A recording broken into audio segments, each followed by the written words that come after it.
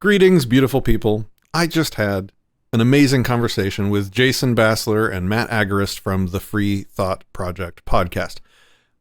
They're going to be releasing the full chat soon on their platform, but I had some clips that I wanted to share with you guys early. So I hope you enjoy these. Please go follow, if you're not already, go follow Jason and Matt and the Free Thought Project so that you can see the full podcast episode when it comes out. Well, we're talking about, flipping this lever. I mean, Jack, you just mentioned that several times as far as like kind of the status solution that, people that are trying to collectivize the solution through democracy or whatever. I guess the same could ultimately be said about some of our ideas as well. How are we going to make this property private, instantaneously, as Patrick just suggested? So I kind of want to drill down on this a little bit because for years, I repeated the same platitude that government borders are imaginary geographic lines that don't exist in reality. And, I truly believe that in theory. And for years, I've defended it. But right now, many libertarians, both big L and little L libertarians, both well-known and maybe not so well-known libertarians, are pushing for more action by libertarians rather than just simply repeating mantras and platitudes because during the COVID years, we saw what looks like, the left and the right basically running local city and state governments. And in fact, we've even seen a big push by the Mises Caucus over the past couple of years with the decentralized revolution, kind of urging libertarians to get involved with their local political races and to run for offices. So with that said, if this crisis is indeed being pushed by the ruling class with various vested interests in destabilizing the U.S., and the correct action is to not impede the free flow of movement or travel for anyone, regardless if they're a U.S. citizen or not. Do you at least acknowledge Dave's point that doing nothing will likely result in more destruction and that the principled stance simply requires us to move out of the way, as Patrick just said, which is ultimately a non-action.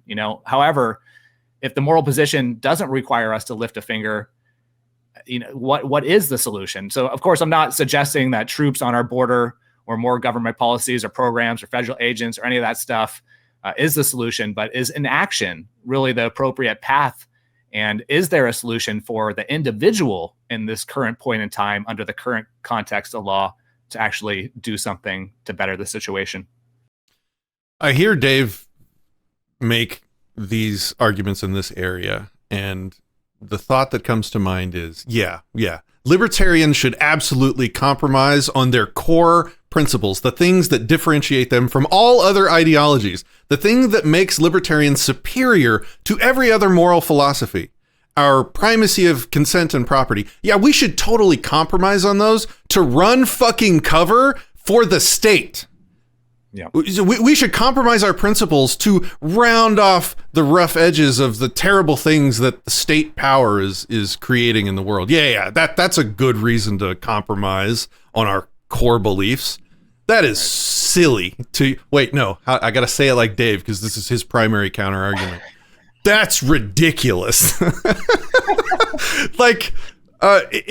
it's absolutely absurd. We have principles. Our principles are what make us right in a lot of ways, in all the important ways. We don't compromise on those. We don't say, sorry, we're going to murder you on the border so that we can try and make this terrible situation with the government last a little bit longer and hurt a few less people. No, we focus on the individual. Let's work together to find ways to protect ourselves as we go through this dumpster fire that these statists with this shared mass delusion of just authority in the government, while we deal with a world that those people are creating, let's try and find ways where we can work together to protect ourselves through it without compromising our principles, without becoming the bad guy. That's the thing people aren't accusing Dave of, which they need to be. When he does this, he's not just, sort of being pragmatic with libertarian principle. He is becoming an aggressor.